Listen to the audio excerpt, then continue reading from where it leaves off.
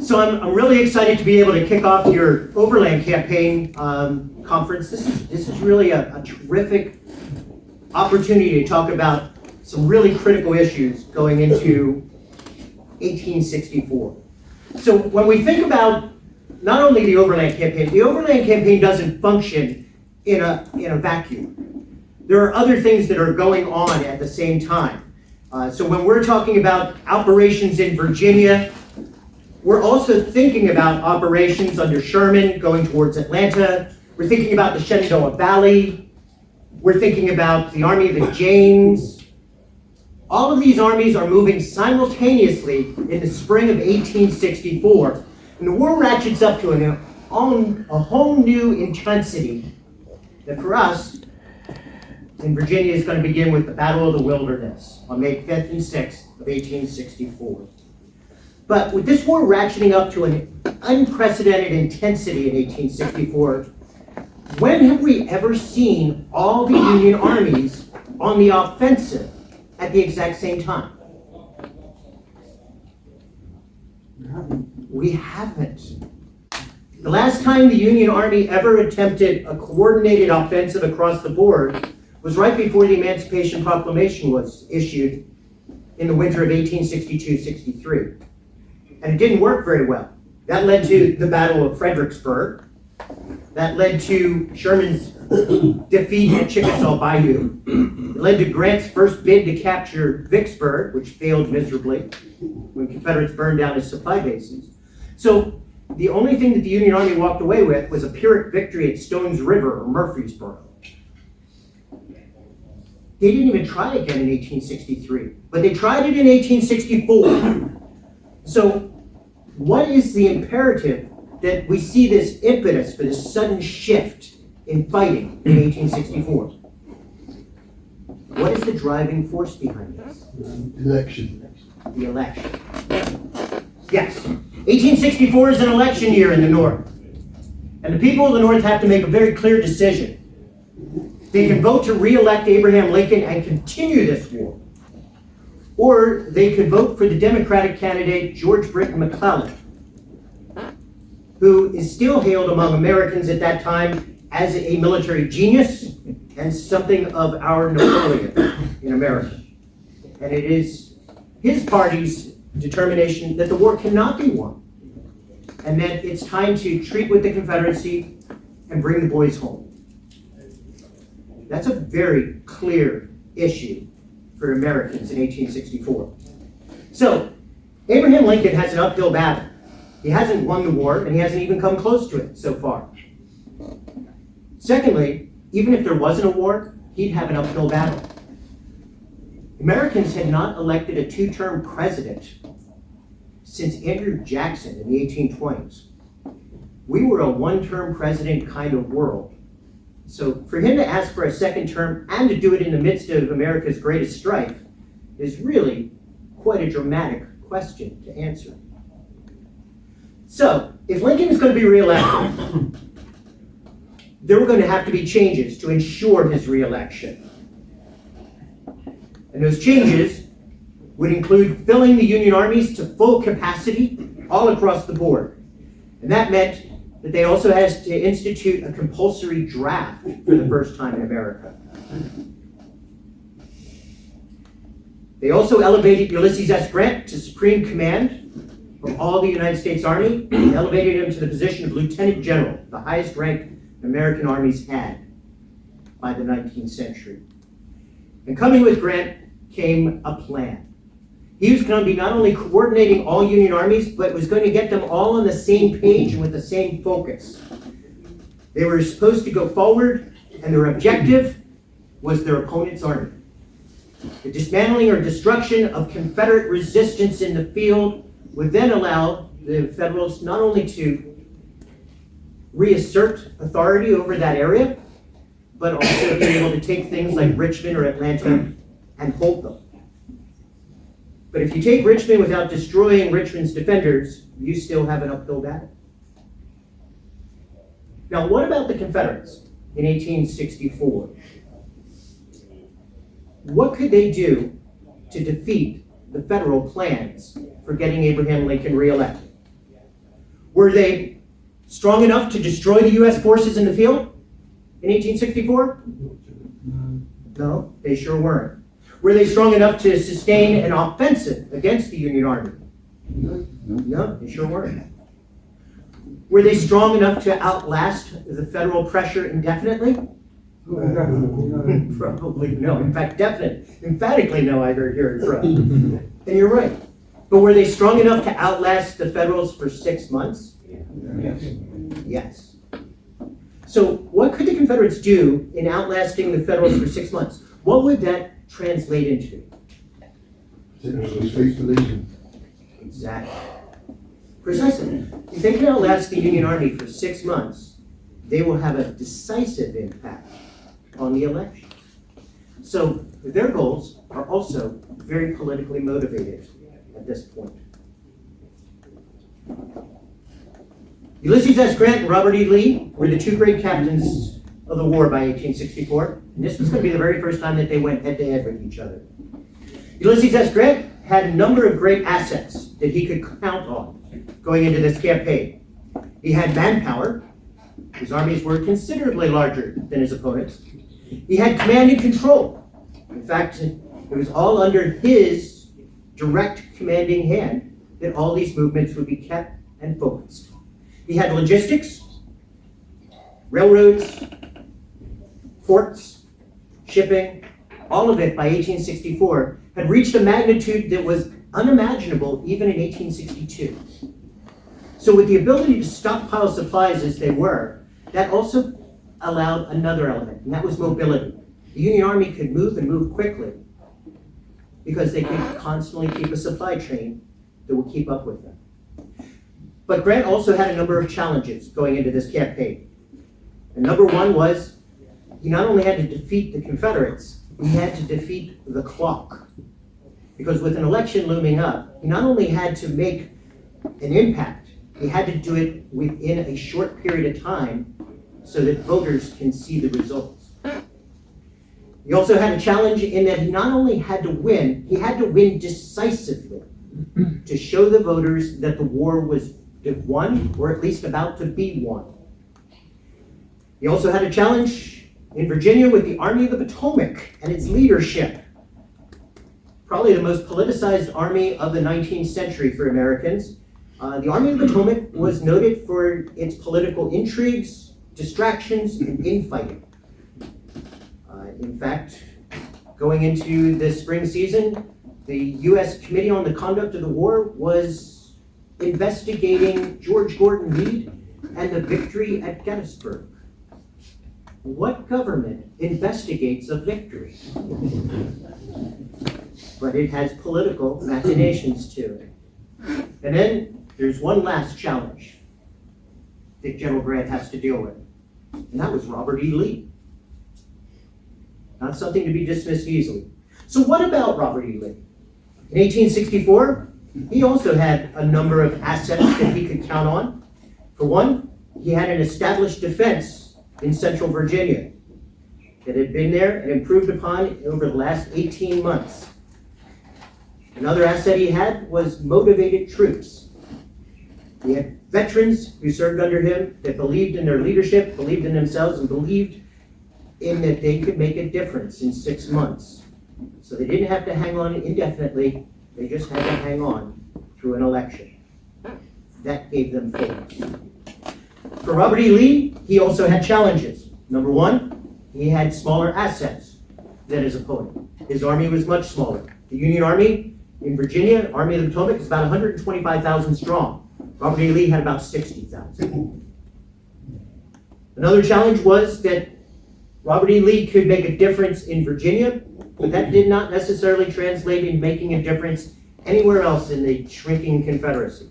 There was no single directing, controlling hand for Confederate grand strategy in 1864. Not like Grant with military strategy, working in conjunction with Lincoln for the political strategy. But in fact, Jefferson Davis is the political strategy of the Confederacy, and every Union Army, or every Confederate Army, I should say, is functioning in a vacuum without relative to each other. And then there was one more challenge, and that is supply. The Confederates had very limited railroads that had been abused and neglected over the last 2 years of the war and not been replaced sufficiently, so that they had run down and had become dangerous in many cases. Instead of being able to move at an impressive 20 miles an hour, trains were now reduced to almost 7 miles an hour. They were unable to move around the clock. They were unable to stockpile supplies for Lee's army. And that meant that the Confederate Army had to stick close to the railroad and subsist off of it daily by whatever came off the tracks. By staying close to the railroad, it had deprived Robert E. Lee of his greatest asset, and that was his ability to go on the offense. He was now stationary and reactionary. That railroad had compelled him to concede the opening gambit of the 1864 Overland Campaign to his adversary. So, bottom line for these two, Grant's objective ultimately boils down to one simple thing: win. And win at any cost. For Robert E. Lee, it is a little bit more convoluted. He didn't have to win. He had to not lose. Because if he successfully did not lose, then Grant never wins. But on top of that, Robert E. Lee was also charged with inflicting pain and suffering and loss among the Union Army, and to create disillusionment among Northerners who were reading newspapers with ever-lengthening casualty lists. And if he did not lose, then Northerners were reading about dramatic loss without anything to compensate them for it. And while these two captains were meeting for the very first time, it is interesting to note that they didn't think very highly of each other going into this campaign. In fact, they were little better than cartoonish figures to each other. Grant thought that Robert E. Lee had it easy in the Eastern Theater of the American Civil War. He was fighting against the likes of John Pope and George McClellan, Ambrose Burnside and Joseph Hooker, officers who were almost too timid to win. So the Confederates win by default. Who doesn't beat the likes of a John Pope? The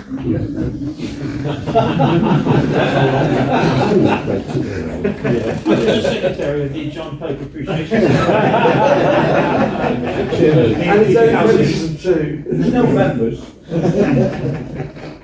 I remember. So clearly, I have struck a nerve. But for Grant, he came from the West. And his Western understanding of the Eastern Army is that the Eastern Army didn't win because it refused to, not because Lee was better. In fact, he became rather frustrated to hear the Eastern Army praise Robert E. Lee's abilities, to the point where he blew up. And he challenged the manhood of the Union Army and the manhood of Robert E. Lee by saying, Bobby Lee this and Bobby Lee that. You would think that Bobby Lee could do triple somersaults and wind up on both our flanks and on our rear at the exact same time. I'm sick and tired of hearing what Bobby Lee can do. I want to hear what we can do to Bobby Lee. It's interesting to note that he does not talk about General Lee or Robert E. Lee or R. E. Lee. He talks about Bobby. He reduced him to the status of a child. And that was done for effect, to say that he had no qualms or fears about that man. For Robert E. Lee, on his part, he thought Grant had it easy.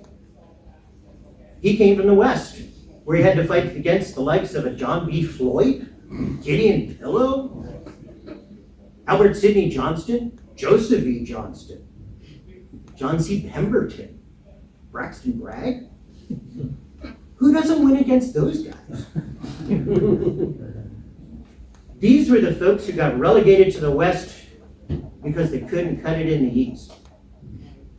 They were C-listers as far as Robert E. Lee was concerned. So Grant had never met anybody tremendously challenging.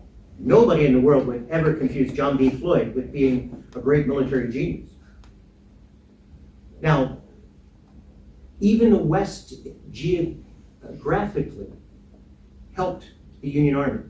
Rivers out west went north and south. The Mississippi were great avenues of advance and invasion, and it allowed the Union Army to partner with the Navy. There was nothing the Confederates could possibly do to stop them out west. But the rivers in the east don't go north and south, they go east and west. And to get from Washington to Richmond, you don't go up and down rivers, you go across them.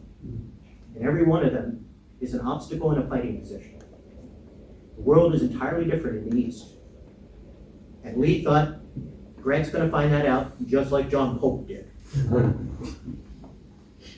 Now, if Lee was going to be consigned to a reactionary role and concede the opening gambit of the 1864 campaign, how best could he thwart the Federals?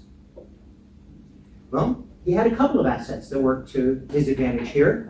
Number one, those east-west rivers.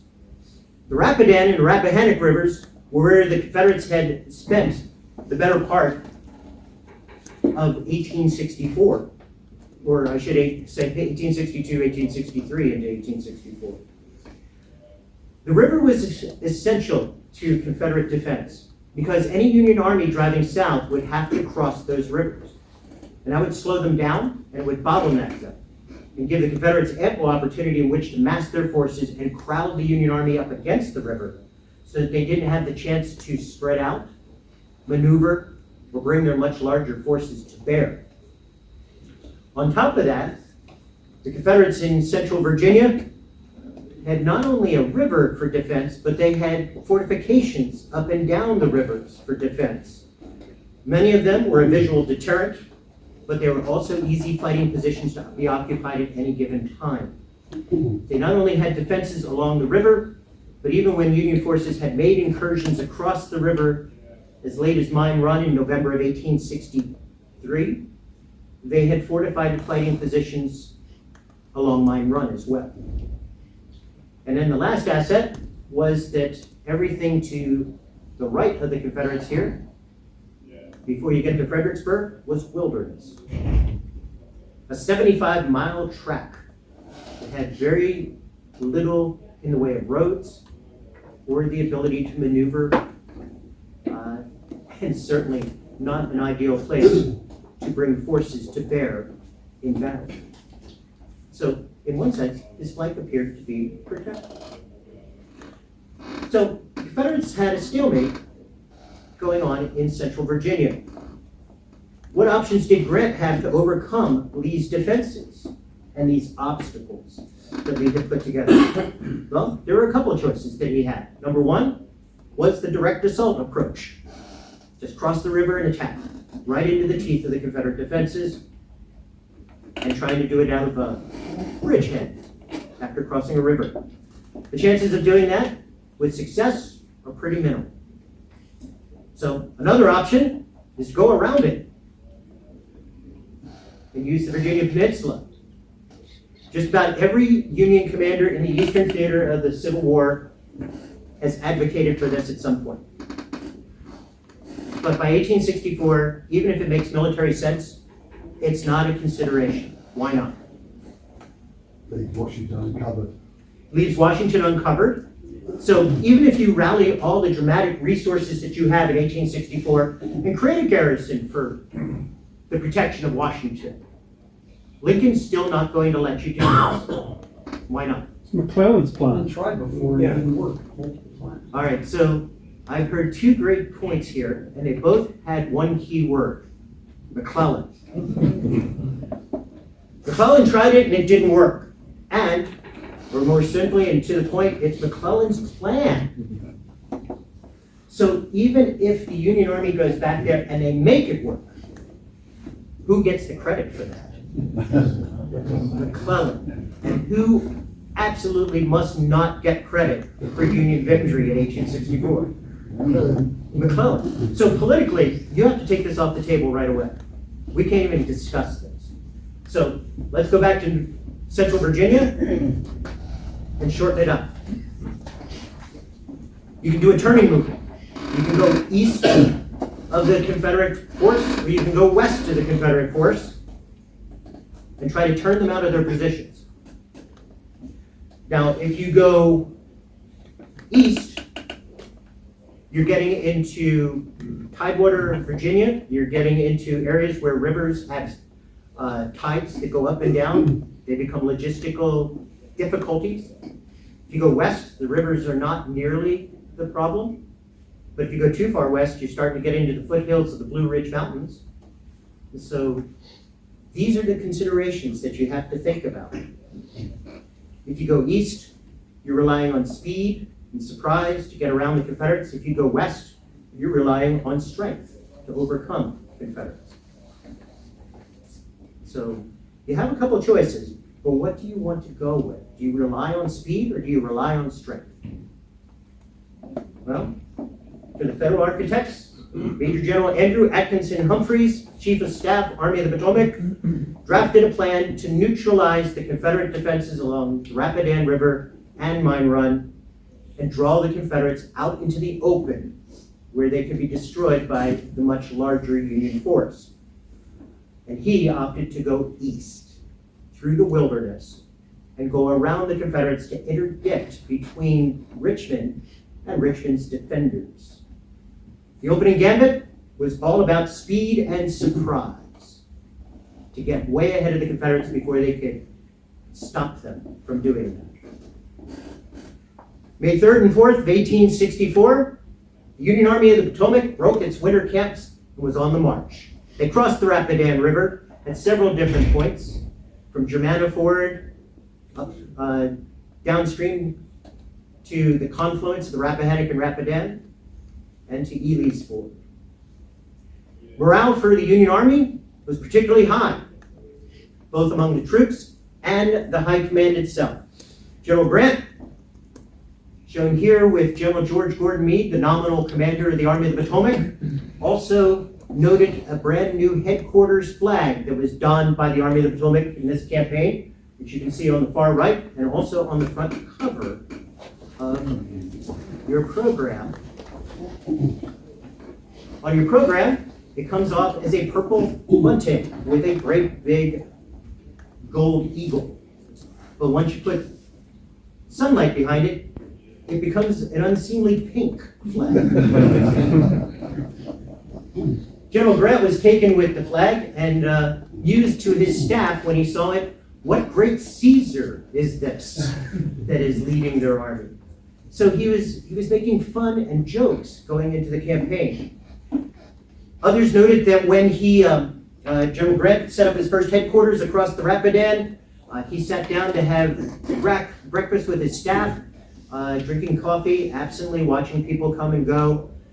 A newspaper reporter impudently sat down at his table and started helping himself to the general's breakfast. When he realized suddenly that he was sitting in the presence of Grant, instead of backing down, he tried to turn it into an interview. And he asked the general, "How soon can you get to Richmond?" And without missing a beat, General Grant's answer was, "I will get to Richmond in 3 days." But then looked at the reporter and said, "But General Grant or General Lee has to be privy to it." So being only 50 miles out of the Confederate capital, if nobody was in the way, it's a 3-day march. But there was going to be somebody in the way. And for the Union Army, they knew that. Even with good morale, there was still an undertone of dread going into active combat. There was foreboding going under a new commander like Grant that they didn't know very much about. And they were also going to be set back by this gentleman, Elihu Washburn. Who's Elihu Washburn? Politician He is a politician, you're right. from Illinois. Yes. Here you go. Friend of Grant's daughter. Friend of Grant, politician from Illinois. He goes on active campaign with Grant. And when he shows up, he is something of a political advisor to Grant, something in the modern world we would call a spin doctor, making sure that his military acumen goes with the political reality of the circumstances. But when he shows up not only an austere face, but in an austere black suit that does not stand well among all the fanfare of the Union Army's uniforms. The rumor quickly gets around the Army that General Grant is so earnest about battle, he brings his own private undertaker.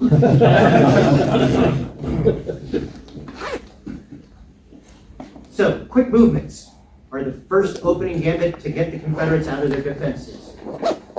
Quick movements immediately snarled down within the first couple of miles past the Rapidan River. And that's because the Union Army was relying on a big, ponderous wagon train to get them started. And the wagon train could only make about 6 miles that day before it had to stop around the crossroads at Wilderness Tavern and the Elwood Plantation, or the Lacey Plantation. 6 miles is not an auspicious beginning to a quick movement. But you can only move as fast as the wagon train itself, and the wagon train can only move as fast as the slowest animal in the wagon train. And so, without outstripping the logistics wound up bogging down the advance. Robert E. Lee reacted immediately to the report of Union troops crossing, but he responded to it with an element of cautiousness. The first thing he did was start 2 of his 3 Army Corps directly towards the Federals in the wilderness and attempted to intercept them. General Ambrose Powell Hill in the 3rd Corps, Richard Stoddard Ewell with the 2nd Corps were put on 2 parallel roads heading from west to east, from Mine Run towards the Wilderness and Wilderness Tavern area. Richard Ewell was told that they were supposed to intercept the road south and just deny the Union Army a chance to advance further. In essence, lock them into the wilderness and force them to either fight in the thicket or to retreat or go all the way to the east to Fredericksburg, 18 miles away, before they found another avenue of advance heading south. Any of these things happened, the initiative was surrendered to the Confederates. So while the Confederates were reactionary, they also had a plan to take it away once operations started. Richard Ewell responded very positively to these orders, to the point where he literally was skipping around on his one leg and holding up the order saying, "These are the orders I like." And so morale was enthusiastic, if anything, among the Confederate high command. They were going to be aggressive coming after the Federals. But as I said, it was a bit cautious because Robert E. Lee still held back some of his assets. 2 of his divisions under Robert Emmett Rhodes and Richard Hearn Anderson did not join these 2 columns. They stayed behind to watch the Rapidan River. And James Longstreet was about a day's march further west of the rest of the Army, just in case the Union force that was in the wilderness was a ruse, and that the Federals had gone west instead of east. It quickly became apparent that everything went to the east, and now Lee was going to have to play catch-up to have that happen. So, while the Union Army used the wilderness, something as a smokescreen, to go from north to south undetected, the Confederates detected them anyway. And we're going to use the wilderness in an entirely different manner, as a means of keeping the Union Army in a constricted space, with limited roads, and a very limited ability to use their assets. The wilderness was 75 square miles of pure, dense, tangled thicket. The Union Army wouldn't be able to use its huge preponderance in artillery in those woods. It would not be able to rely upon its very large 13,000-man cavalry force. This would be an infantry fight at best. So May 5th, 1864, both sides were looking to seize the initiative and attack. But neither side was quite sure where that would happen and what that would look like. Ideally, the Federals hoped to clear the woods and maneuver to advantage south of it. Ideally, the Confederates would strike in the woods, but only after they concentrated their full strength first. Early that morning of May 5th, a Union division commander named Samuel Wiley Crawford commenced the movement southward. across the wilderness, heading for open space beyond. But then they had to suspend the movement almost immediately because dust clouds had become apparent to the west, where the Confederates had lurked. It appeared the Confederates were on the march. Now, both Robert E. Lee and Ulysses S. Grant / George Gordon Meade, the nominal commander of the Army, these men were opportunists. So when we talk about ideally what they want, that went out the window right away. And it was replaced by adapting to the circumstances and looking for exploitable opportunities instead. And the Union 5th Corps commander, Gouverneur Kimball Warren, reported back at 8:30 in the morning that the Confederates were on the Orange Turnpike under Richard Ewell, heading straight for the Union Army. The Union Army changed the plan. When General Grant heard that the Confederates were coming out to meet him, he said, if there's any fighting to be done, let us do it at once. We should strike at them immediately. George Gordon Meade, independently, came to almost precisely the same conclusion, saying to Warren, if there is any fighting to be done this side of Mine Run, do it at once. So the movement, the maneuver to battle, had now been replaced by catching the Confederates while they were away from their earthworks, their fortifications, and strike them at once. It wasn't perfect to be in the woods, but the Confederates didn't have defenses, so that became the thing to go after.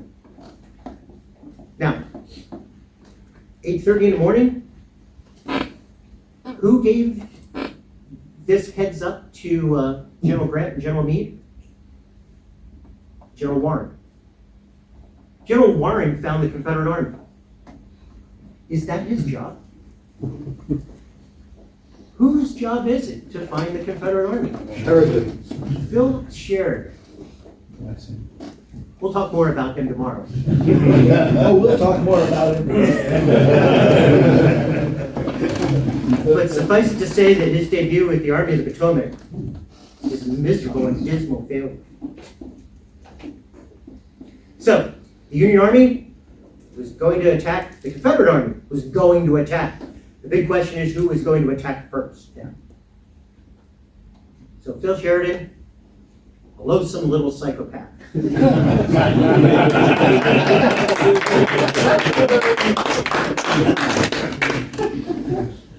don't like it then.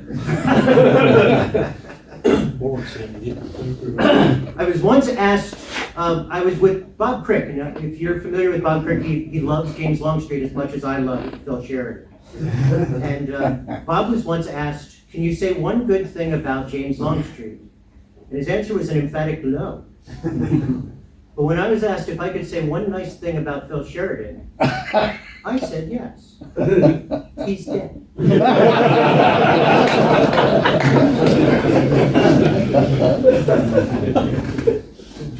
So we don't need him, we need these guys.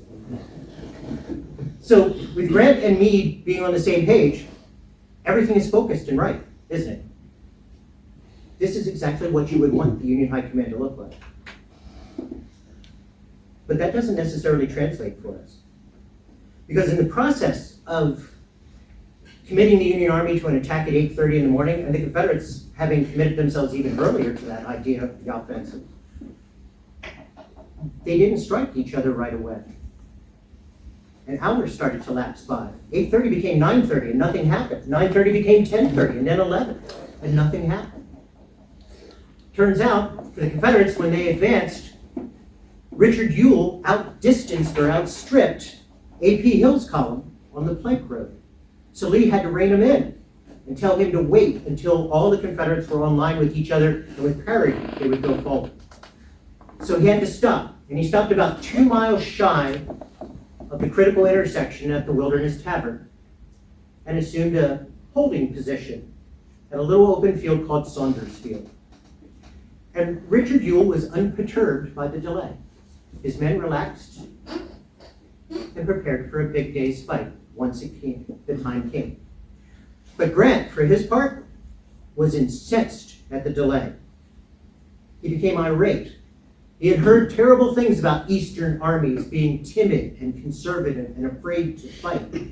And when they were told to fight at 8:30, and they dragged their feet for hours upon hours, this seemed to be everything that he dreaded about them.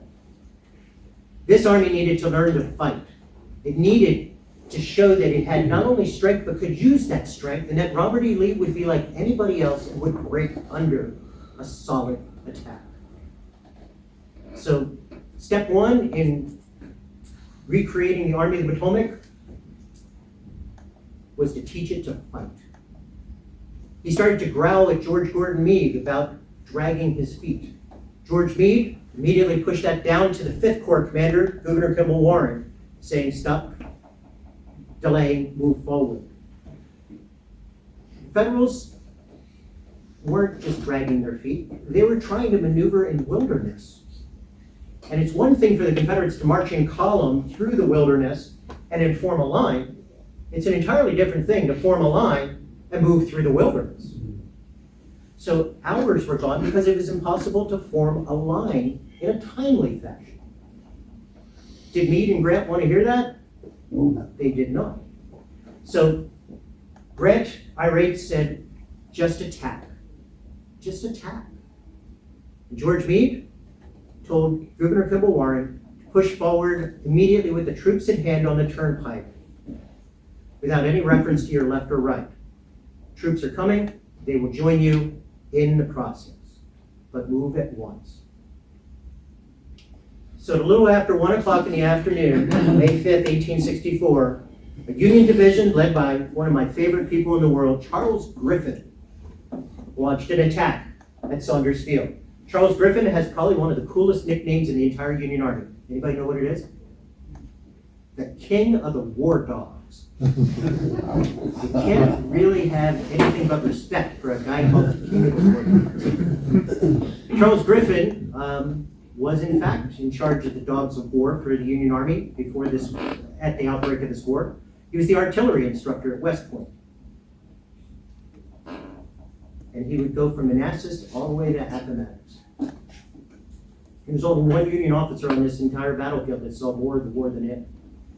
And that was Samuel Wiley Crawford, because he had been a Confederate.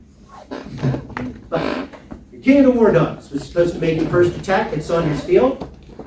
He launched it at 1 o'clock and penetrated right through the center of the Confederate defenses.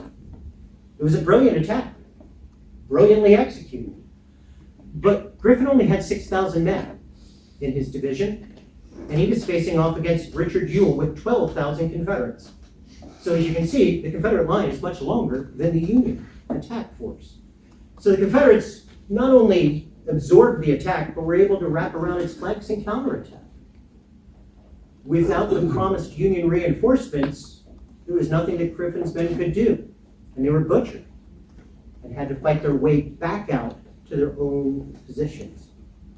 As they forced their way out, Richard Ewell counterattacked, and the belated Union reinforcements showed up in time to stabilize the situation, and both sides fell back to opposite sides of this little field and started to furiously dig in. From there, both sides were going to expand their lines north and south of the highway, trying to create the leverage to own the highway itself. As both lines grew, neither one was going to reach the upper hand. Here's Samuel Wiley Crawford, the Fort Sumter veteran, who would go all the way to Appomattox. Not the best of commanders in the world. He had started off the day and had wandered all the way down into an area known as the Tuning Farm, had discerned that the Confederates were marching, and then decided that he had to pull back towards the nexus of the 5th Corps. But in the process of moving back, some of his units wound up wandering off into the wilderness. And at least one regiment of Pennsylvanians were surrounded and captured by about a half dozen Confederates. A major named James Van Valkenburg convinced these Federals that they were surrounded. And because the woods were so thick, nobody could count Confederate heads. And the Federals decided they probably were. So they surrendered. About 450 to about a dozen Confederates. Van Valkenburg was delighted to learn that they were the 7th Reserves of Pennsylvania, because that was the exact unit that had captured Van Valkenburg himself back at the time of Fredericksburg. So he repaid the kindness by capturing all of the people that had captured him. Brigadier General James Wadsworth launched an attack, supposedly in conjunction with Griffin, but because it was through woods, it was way after Griffin had come and gone. And in the process of advancing, they also had to advance along a creek that made sure that the center column lagged behind the two wings. Confederates under John Brown Gordon were able to inflict themselves right into the middle of it, not only stop those on the creek, but strike into the flanks, or the interior flanks of the opposite brigades on high ground, and was able to dismantle an entire division with just a brigade and a half of Confederates. All of a sudden, you're starting to see the benefit of the wilderness. Small units can pack a big impact because they have a smaller nexus of power, as opposed to the diffused power of the Federals. And then Major General John Sedgwick and the 6th Corps were trying to expand the other flank, but moving along the Culpeper Mine Ford Road, they couldn't see where they were going. Security became an issue. They were slow and so deliberate that at one point Sedgwick rode in front of his column trying to will it forward faster himself. Coming around a bend in the road, he walked right into cannon fire that decapitated the staff officer behind him. The head proceeded to knock another staff officer clean out of the saddle. And that staff officer wrote in beautiful understatement, "I wasn't much good as a staff officer for the next 20 minutes." So Sedgwick wound up getting ambushed and stopped. The fight at the north end of the battlefield had stalemated. Meanwhile, it became apparent to the Federals that there was another Confederate column and another avenue of approach to the south, the Orange Plank Road and A.P. Hill. Hill was finally making his approach, and that became a big concern for the Union Army, because not only had much of it shown up here in the wilderness, but part of their columns had swung around further to the south and now, or I should say to the east and to the south, and that was the United States 2nd Corps under Winfield Scott Hancock. Hancock was much further down the road below where you see these Federal troops. And if the Confederates had seized this intersection on this map, they would have cut off an entire Union Army Corps from the rest of the Army of the Potomac. So the Federals quickly grabbed a division under General George Washington Getty and sent it down there to secure that intersection and keep that tiny sinew between Hancock and the rest of the Army of the Potomac. George Washington Getty, when he showed up, arrived well ahead of his own troops so he could familiarize himself with the ground. The first thing he saw was Union cavalry, one regiment that Sheridan had absolutely left behind, the 6th New York Cavalry running for its life before the vanguard of A.P. Hill's Confederates. Getty needed to protect that intersection and had no one to defend it. So Getty bluffed. He stuck his entire staff in the middle of the intersection and unfurled the headquarters flag for everyone to see it.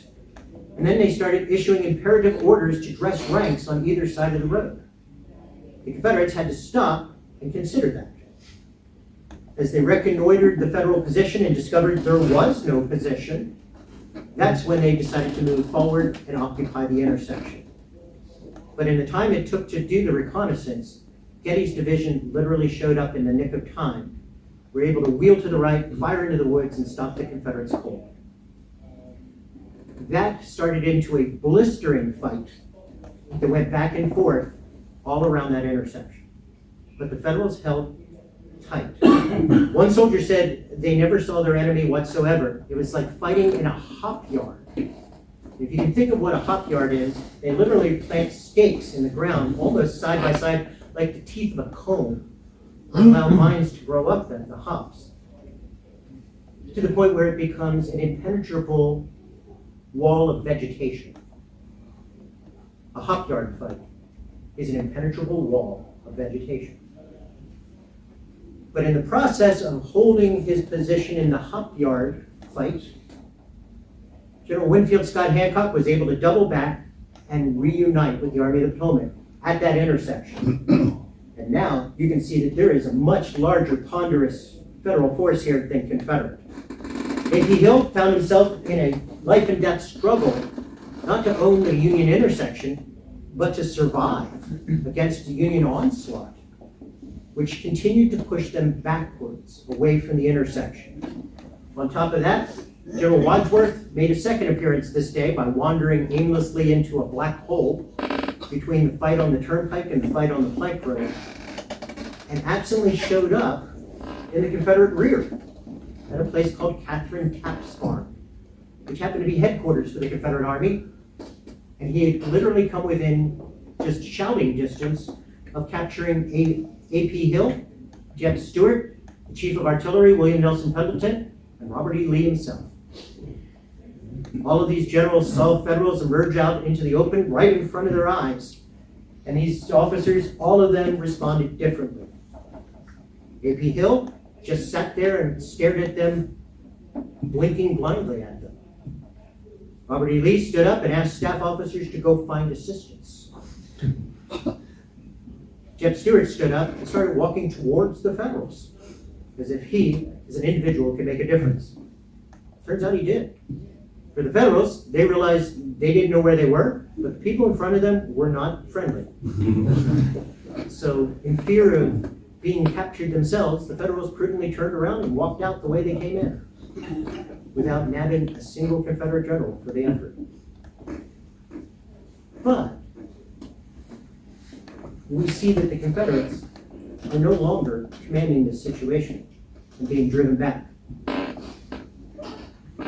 Only darkness put an end to the Confederate retreat and Union attack.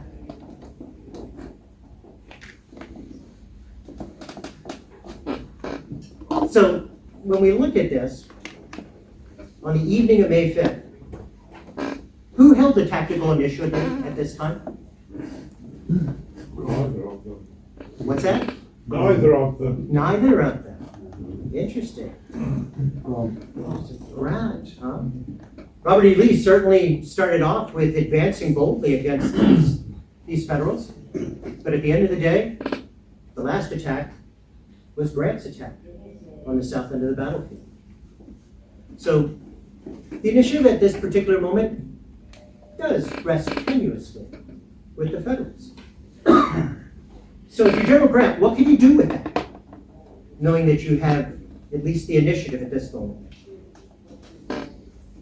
What do you do on the next day?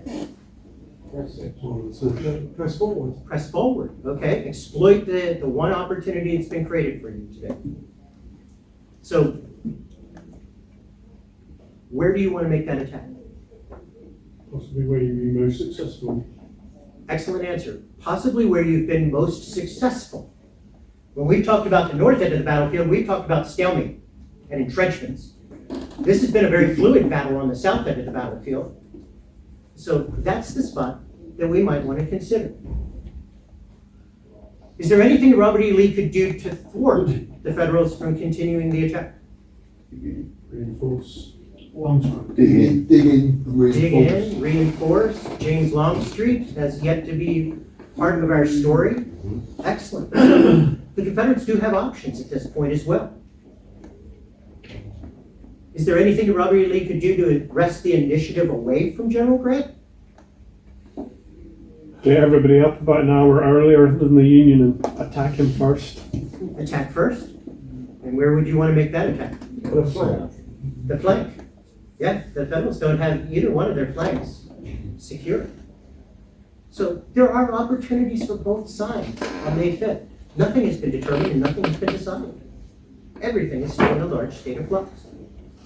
So if you're General Grant, May 6th, the plan is to launch a major offensive on the south end of the battlefield. And it would be a big push against the most pliable part of the Confederate lines. And they were going to make it a very big push. They were going to have elements of almost every single Union Army Corps involved in this attack. The United States 2nd Corps, the United States 5th Corps, the United States 6th Corps, and even the newly arrived United States 9th Corps are all going to be part of this operation.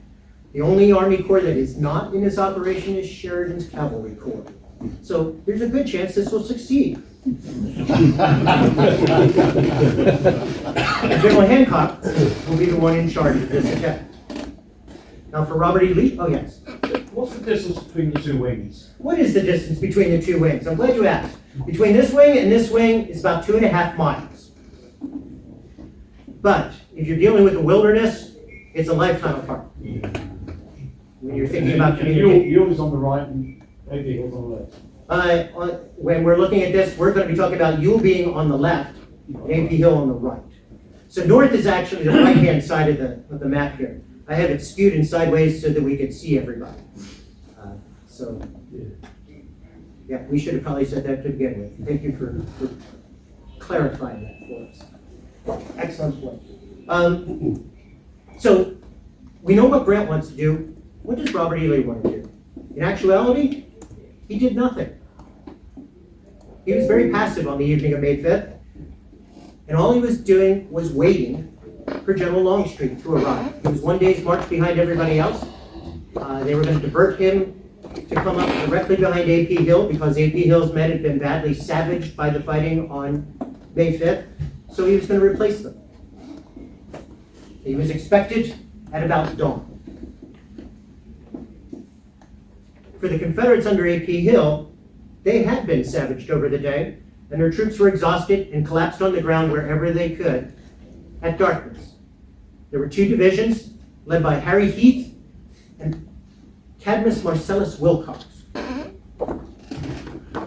Their troops were in utter disarray. They faced in every possible direction. One person said they looked like a wormwood fence rather than a defense. After dark, Heath and Wilcox both went to talk to A.P. Hill about creating a new defensive line. And Hill assured him that Longstreet would be responsible for that line at dawn, and they didn't have to worry about it. Let the men rest. When they asked if they could straighten out their lines and dig in, A.P. Hill said, let the men rest. When they came back a third time, A.P. Hill blew up at them and said, damn it, let the men rest. So they let the men rest.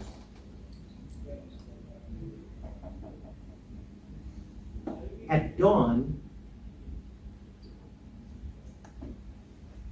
James Longstreet did not show up, but Hancock did.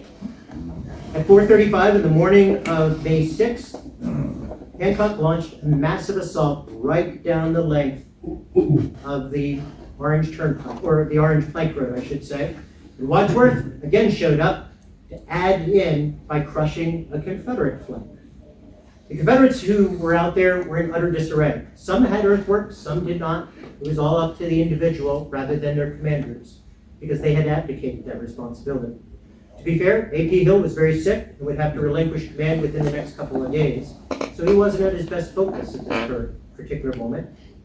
But who was responsible for these Confederates being unprepared? Lee? Lee didn't do anything for them, and in fact had told Harry Heath that James Longstreet was indeed en route and would take over their position. So, do you think it sits with Lee? Hill. Hill? Lee.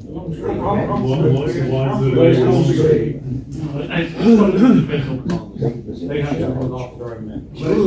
Say this again. Individual commanders have to look after their own men. Divisional commanders have to look after their own men. About 3 months after this battle, Harry Heath was riding with Robert E. Lee and revisited this very moment. And Lee cut him down saying, you were responsible for your men and their safety and security. If you thought they should have dug in, you should have made them dig in. You don't need a corps commander to get that permission.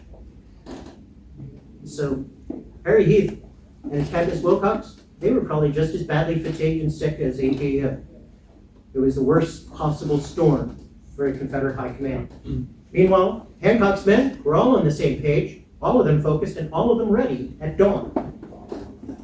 And they overran the Confederate defenses with seeming ease. They not only fractured it, they destroyed it. And as they drove the Confederates back in utter disarray, we really couldn't talk about any kind of unit cohesion to speak of left in A.P. Hill's corps. And we can't talk about any cohesion in the Confederate High Command either. Everybody went to pieces. A.P. Hill didn't try to rally his corps. He, in fact, abdicated all responsibility and started manning a cannon as a member of the crew. And Robert E. Lee? he also lost his cool and had become quite rattled. We often think of Robert E. Lee in this war as being very stoic, very much self-controlled, and always in control of the situation. At the Wilderness, he was anything but that. He was rattled, he was nervous, he was upset, he was angry, and he was cursing a blue streak at any Confederates, demanding that they rally for him. And for once, the troops didn't pay any attention to Robert E. Lee and just ignored him and kept going. At one point, Robert E. Lee waded into a group of South Carolinians led by General Samuel McGowan, some of the finest shock troops in the entire Confederate Army of Northern Virginia, and he questioned their manhood in front of them. He shouted at the top of his lungs, "My God, McGowan, is this your fine brigade running like a flock of geese?" It was calculated to hurt, and it did.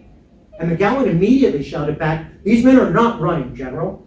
They're looking for a place to rally and will fight as well as ever." Isn't that exactly what Lee was hoping? Except McGowan and his men decided that wasn't the place or the time, and they kept on going. It didn't work. And at this point, 20,000 plus Union soldiers are crowding Catherine Tapp's field. And the only thing to stop them were 11 Confederate cannon, led by a colonel named William Pogue and a gunner named A.P. And as Lee looked at the entire battles disintegrating around him, he saw a line of Confederates form up behind the cannons and advance. And perhaps it was McGowan's men coming back to make good on their promise after all. So he ran out to meet them, but he didn't recognize the troops and he didn't recognize their commander. So he asked them who they were. And their answer was, "We're Texans." And Lee became very emotional, waved his hat furiously over his head, shouted out, "Hurrah for Texas. Texans always drive them." The Texans delight in telling this story more than anybody in the world. Lee wasn't excited and ecstatic because Texans are Texans, but because there's only one group of Texans in his entire army, and they were in Longstreet's corps. So if he had Texans on the field, Longstreet was arriving. Help was at hand. That's what he was really enthusiastic about. Now he had to buy time for Longstreet to bring up his forces and make a difference. So he grabbed this group of Texans, a brigade of 900 men, and sent them forward in a forlorn hope against 20,000 Federals. 20 to 1 odds against Texans. Seems reasonable, no? For Texans, yeah. Now, Robert E. Lee also showed how very dire the circumstances were and how very rattled he himself was, because he tried to lead that counterattack himself. The Texans had to insist that he go back to safety. They raised a chorus of shouting "Lee to the rear" until they forced him to back off, and then they made their attack. Of the 900 Texans, 500 of them became casualties. It was the death knell of the Texas Brigade. They would never make a major impact on this war ever again. They simply didn't have the numbers for it. But they bought time for the rest of Longstreet's men to move forward. Lee continued to hammer at the Federals with each passing troops coming forward, and much to the disgust of the Texans, as each troop came forward, Lee would raise his hat and shout, "Hurrah for Alabama. Alabamans always drive them. Hurrah for Georgia. Georgians always drive them." So Texas kind of lost a little bit of their flourish with Robert E. Lee at that point. But you got to ask yourself, did they really stop the Union attack with these small groups of 900 to 1,000 against 20,000 Federals? Could they have stopped Longstreet, or could they have stopped Hancock with those small forces that we talked about?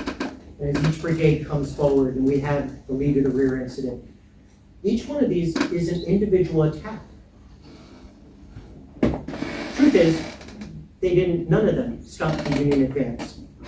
The thing that stopped the Union advance was the Union advance.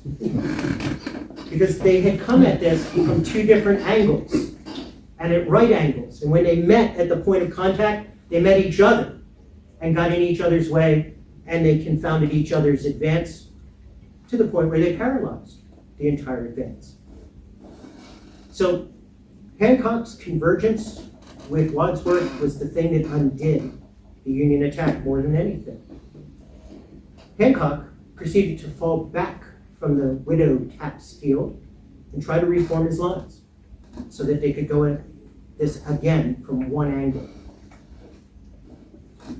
But if anything, Robert E. Lee proved that he was tremendously resilient because he had gone to the brink of disaster and personal disaster, trying to lead a suicide attack, to now turning around and hatching a plan with James Longstreet to exploit a Union weakness. Because as the Union troops formed up their lines to try another attack, nothing was protecting their left flank. They just simply ran it out into the woods and let the woods itself be that protection. What they didn't appreciate, what the Confederates quickly learned, is that while we've been talking about fighting along the axis of a highway, there's another highway on our map. One that doesn't show up on anybody else's map, and that's an unfinished railroad bed that had been cleared at the outbreak of the war, and it was easy for maneuver. James Longstreet's men had discovered it on their way to the battlefield. So in this process, they decided to execute a whole new plan of a flank attack. But when we look at the flank attack, what are the troops that we're going to select to make this movement? We're going to be looking at elements of 4 different brigades. And I should point out that they are 4 brigades from 4 different divisions and from 2 different Army Corps. And at least one of the brigades in this attack wasn't even mandated for the attack. They saw everybody else disappear into the woods and just absolutely followed them. So when you have 4 different brigades from 4 different divisions that have not worked in tandem together, who's in charge? Who knows? What's that? Who knows? Who knows? This is probably a pretty apt answer. In this case, we thought we knew the answer, and to this day, we do not. We thought we had the answer because James Longstreet sent his chief of staff, a colonel named Gilbert Moxley Sorrell, to go with this column as his factotum. After the fact, Longstreet wrote a letter to Sorrell congratulating him for commanding the flank attack so successfully. That seems to make it pretty obvious, doesn't it? Except we also found another letter from General Longstreet thanking William Mahone of Virginia for leading the flank attack. We found another to a fellow named William Wofford, congratulating him for leading the attack. It turns out Longstreet wrote to everybody in this attack for leading the attack. So the best we could say is they were just going to have to cooperate on the fly. Normally, that might be the recipe for disaster. In this case, the attack was a huge success. It hit the end of the Union line, and the Union commander, William Field Scott Hancock, had to admit boldly, they rolled me up like a wet blanket. There was nothing the Federals could do. They were swept out of their positions and swept backwards. And even as you look at this map, you can see numerous retreat arrows as these men try to flee before the Confederates. A remarkable deja vu, a Confederate flank attack in the wilderness. Chancellorsville was just 1 year before. And now another lieutenant general from the Confederacy had done precisely the same thing. And in that same deja vu, James Longstreet got caught in the mistaken fire of his own men, trying to expand the flank attack up onto the Orange Plank Road, which you can see him riding with his cavalcade. And they got caught in a crossfire of 2 Virginia units fighting on either side of the street, fighting against each other as they had gotten turned around in the woods. The person immediately on the left, who's covering his face so you can't see it, is General Micah Jenkins of South Carolina. He had just told Colonel Sorrell that for many months he had despaired for the Confederate cause, but now could see all was right and that they would drive the Union Army into the river before night. Those were probably his last words, as the back of his head was blown clean off. And Longstreet was shot through the shoulder, up through the neck, and was incapacitated at once. And they dragged him off unceremoniously so that they would have his body later on. Only to discover that, unlike Stonewall Jackson the year before, who was shot in the arm and should have lived and died, the man who should have died lived. In fact, Longstreet would be back in command in an impressive 5 months. But at this particular moment, Robert E. Lee's chief lieutenant and, quite honestly, wing commander in charge of everything on the south end of the battlefield had just been taken off the board. Taking away Longstreet paralyzed this entire operation, and it stopped dead in its tracks. And Hancock was able to get away. So who should succeed Longstreet in command on the south end of the battlefield? A.P. Hill? A.P. Hill is busy trying to find the remnants of his own corps to rebuild that. So, in fact, he's as far removed from the action as we can imagine at this moment. Anderson is a fellow who's just arriving on the field. He's a division commander, but he's not from Longstreet's command. He is from A.P. Hill's command. Who's the senior division commander? The senior division commander is a fellow named Charles Field. Everybody remembers Charles Field, right? The great illustrious Charles Field. That's okay. Nobody even in the Army of Northern Virginia had ever heard of Charles Field. I think Jackson arrested him along with everyone else at least once. Yeah, but that doesn't set you apart, does it? In fact, Charles Field is a fellow who's already been slightly wounded himself before this happened. So he's not having a good day either. So who takes command? Robert E. Lee. As if he didn't have enough troubles being an army commander in the wilderness, he was now going to be his own wing and corps commander as well. Lee was going to have to reorganize all of the action on the south end of the battlefield and try to reignite it. So if you're Robert E. Lee at that particular moment, what are your options? Do you continue the attack on Longstreet's front? Or do you hope to relieve pressure by looking at other fronts? So what do you think he did? The other end of the field. Look at the other end of the field. They haven't been doing anything. So he immediately sent off to Richard Ewell and queried him about, can you make something happen? And the Confederates there, looking at stalemate, answered emphatically, no. We're good here. So that meant Lee had to rely on his own resources.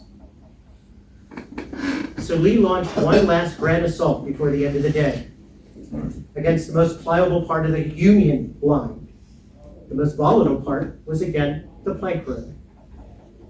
So you can see that Hancock's men were entrenched literally at the intersection of the Brock Road and Plank Road. That key road leading southward has zero margin of error. If the Federals are even pushed back to 100 yards, they lose control of the road. When the Confederates hit it, they hit it with 12 brigades. This is an attack of the magnitude and scope of Pickett's charge. Except it's not done in a big field, it's done in the middle of the forest. And we never think of it on the grand scale because literally as they go forward, a belated Union 9th Corps blundered into it and shored off the entire left wing of the attack. So only half the attack ever came at Hancock's line. In the process of launching their attack, a forest fire broke out. There had been a drought in Virginia. There was lots of tinder just waiting to be ignited by the black powder. And the southern end of the field turned into a conflagration. The Union earthworks caught fire. Federals had to back away from them, and the Confederates literally leapt through the fire, as you can see in this Alfred Wood sketch. And they, for a brief moment, owned the road south. They had cut the Brock Road. But the Federals' line was so much deeper, line upon line, that they quickly counterattacked from several angles and trapped the Confederates between the road and the burning earthworks and eliminated them.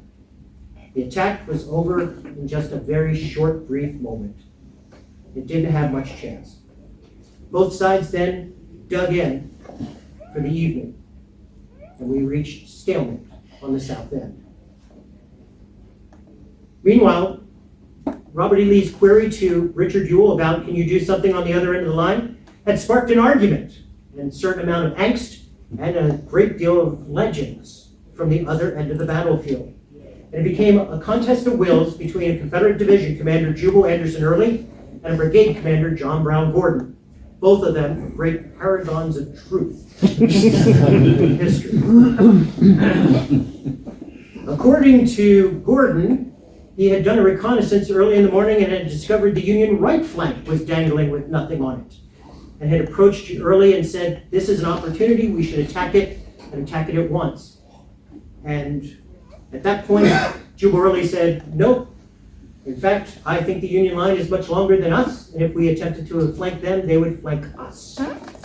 So just stay where you are. John Brown Gordon alleged that he felt so strongly about this that he approached the Corps Commander Richard Ewell and said, let's make this attack.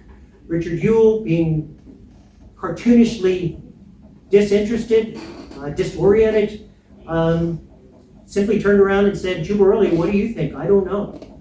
And Jubal Early said, absolutely not. So Richard Ewell said, absolutely not.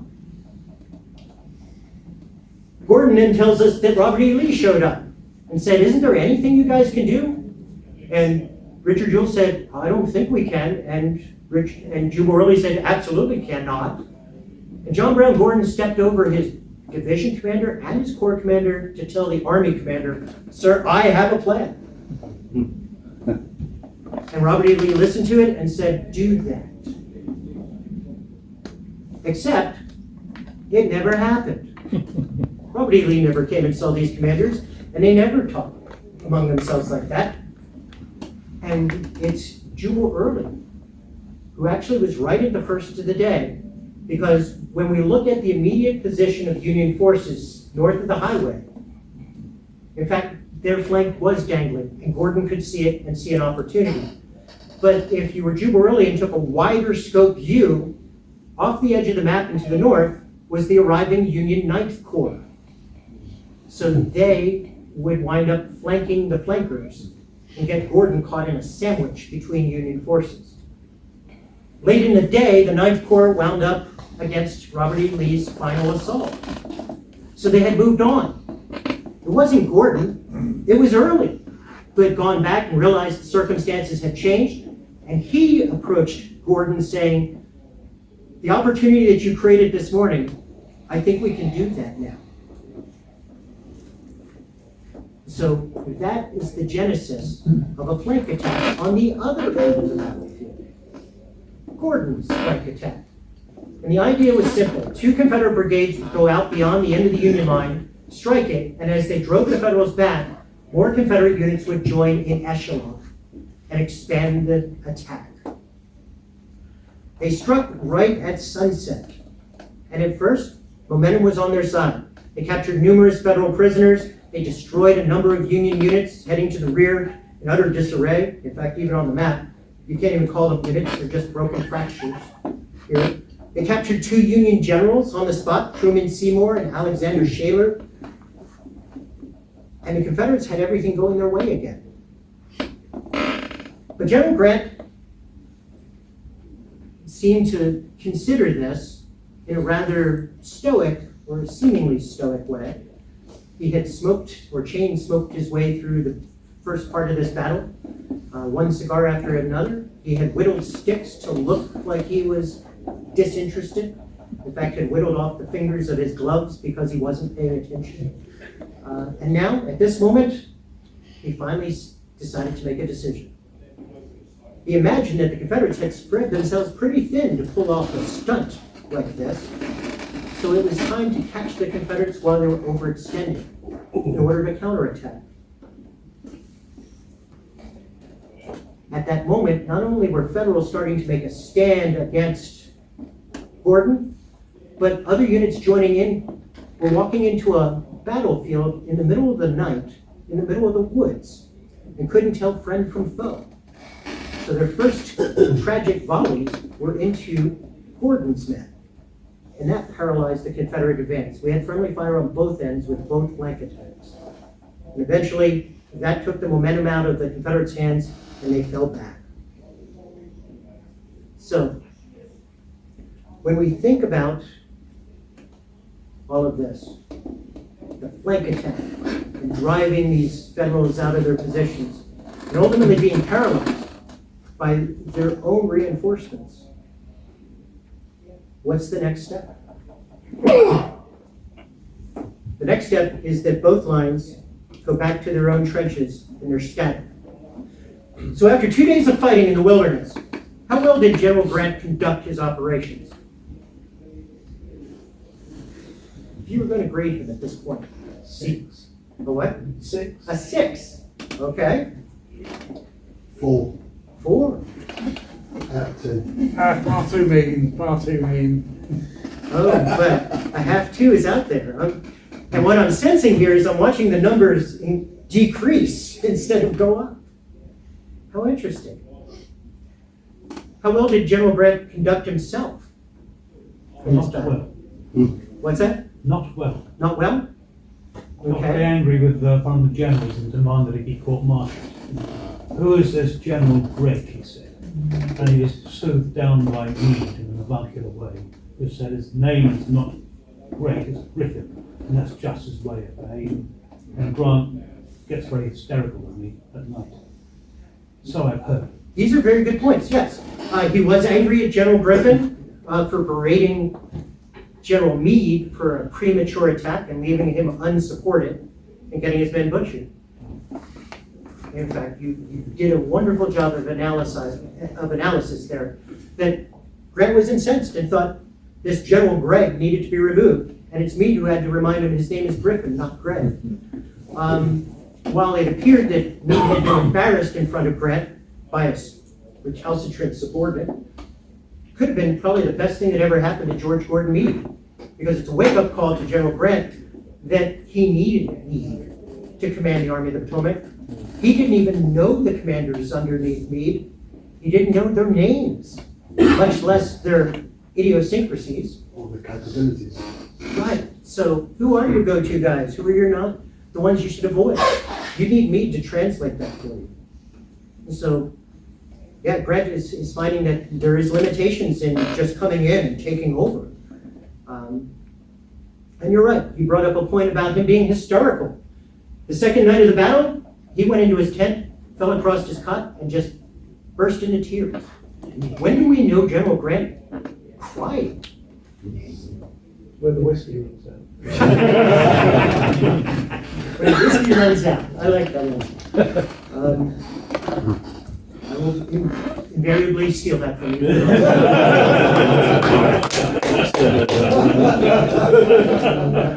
But surely it's the, Grant is the overall commander, Mm-hmm. and Meade is the army commander. Yes. There should be a line of authority. And obviously, his aim is to relieve the Confederates. So he wanted the battle. Right. He got his battle, so he should be quite happy. Right? Lee wanted to give the Yankees a bloody nose. Okay. He accomplished that. So they're in a standoff. Okay, very good. That's a really good analysis, and in fact, it does bring us to the other side of the coin. How well did Lee conduct himself? Don't think either of them did that well. Oh, so you're not giving him good grades either? I don't think either of them did that well. Okay. And that's got an awful lot to do with the territory and the ground that they were fighting on. Right. Yeah, it would be very hard for anybody to Yeah. enforce their full will entirely under the circumstances. You're right, and we recognize that in any battlefield, but particularly a battlefield of the structure of the wilderness makes that increasingly more difficult. You're right. But Lee knows his army better than Grant knows his army. Lee must be aware of the fallibility of Hill and especially Heath from Gettysburg. That Lee should give instructions at the end of the first day to dig in, to make sure there is a line for Longstreet to come up. Very good. So, That's the divisional commander's responsibility. no. They didn't do that.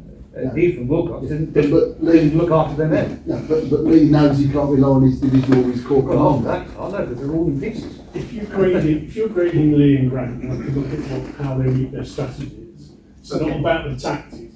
Commander of Northern Virginia is not responsible for the unit tactics. Neither is Grant. What you have to look at is possibly where we're leading to is what Grant's actions are after the wilderness. Ooh, good. Do we go back like Hooker and everybody else, or do we persist? Right. How does So, it fulfill the grand strategy? excellent point. So Grant is also going to prove that he's just as resilient as Robert E. Lee. So that not only does Grant cry, but he immediately comes up with another aggressive answer. And that's the deciding to take advantage of the road that leads south that's still open and to press on southward. That also means that he's committing these armies to an unending season of fighting and destruction and human suffering. 1864 is a campaign the likes of which Americans had never seen before. And this is probably the single most fateful military decision made in 1864, if not arguably the war itself. That commitment to not back off, but to keep going. So, the Battle of the Wilderness was the first clash between these two great captains. The losses were extreme. The Union Army lost 17,666 men, close to 18,000 losses. The Confederates, a little over 11,000 losses in the course of this. This is the fifth bloodiest battle of the entire Civil War. And the other four include Gettysburg, Chickamauga, Spotsylvania, and Chancellorsville. It is interesting to note that Robert E. Lee is the architect of four of the five bloodiest battles of the Civil War. And Grant, none of them until now. So, the Wilderness was a different type of war for General Grant. It's not that the Union Army in the East was afraid and timid to fight. They fight, and they fight big and bloody battles, the likes of which he had never even conceived of. So he was going to have to learn that type of warfare. Now, one of the other things that you guys brought out for me, which I felt was very important, is that you talked about stalemate. So, who won the Battle of the Wilderness? No one. No one? Well, the Unions still got the road. Okay, the road south. Grant won it because he lost a smaller percentage of his total army than Lee did. Okay, smaller percentage. And he could replace them as well. All right. So let's go back to where we started. Initiative. These are good points. But let's go back to one thing. When we started this, we said Grant had one objective: to win. Has he won? Well, yeah. Not No. Somerset. Yeah. Robert E. Lee had an objective: do not lose. Has he not lost? Well, yeah. All right, so I'm hearing some good answers here. You've just told me that the Confederates won by not losing. And yet you told me Grant won. And you kept with a qualifier, not yet. Grant hasn't lost yet, nor has Lee triumphed yet. And that's because the Union Army continues to move. And when you move, that means that stalemate is still in abeyance. It still has to be determined. By simply moving, Grant has been able to negate everything that Lee had achieved at the Wilderness by not losing. So Lee, in fact, has a tactical victory. He crushed both flanks of the Union Army. He inflicted overwhelming losses as he had intended to. He had denied them decisive victory. But because the Union Army moves, they have the operational initiative, which trumps the tactical victory. And that would have the impact on the overall strategic situation for both the Union and the Confederacy going forward. And there's one other legacy that comes out of this as we wrap up, and that is that they're going to meet in 11 months, face to face, Ulysses S. Grant and Robert E. Lee at Appomattox Courthouse. And the first thing they do is show each other utter respect. Robert E. Lee donned his finest uniform, telling his subordinates that I expect to be General Grant's prisoner and I must make my best appearance for him. General Grant showed up in a mud-daubed uniform, and that was a mark of respect as well. He had a dress uniform with him, but it would take time to dress. And he did not want his adversary to linger any longer in this state than necessary. So he was considerate of his time and went to it. And the first thing they did was shake hands. And the first thing that General Grant said to him, "We met once before, General Lee, in Mexico." It seems like a throwaway line today, but in fact it has a great import to them. Because we're not talking about Bobby Lee anymore, we're talking about General Lee. And we don't talk about a time when they fought each other as adversaries, we talk about a time when they fought side by side as comrades and colleagues. That's a tremendous mark of respect that was born of 11 months of non-stop fighting. Would this handshake have happened in May of 1864 if the Union Army had been overwhelmingly successful at the Wilderness? And if there is no handshake, and there is no reminiscence of when they were colleagues working for a common bond, would they have achieved a lasting peace? So, as we talk about this bloodbath that unfolds, the Overland Campaign, individually the pieces might seem like futile gestures, but collectively they create a profound legacy for nation building going forward on the other side of the pond.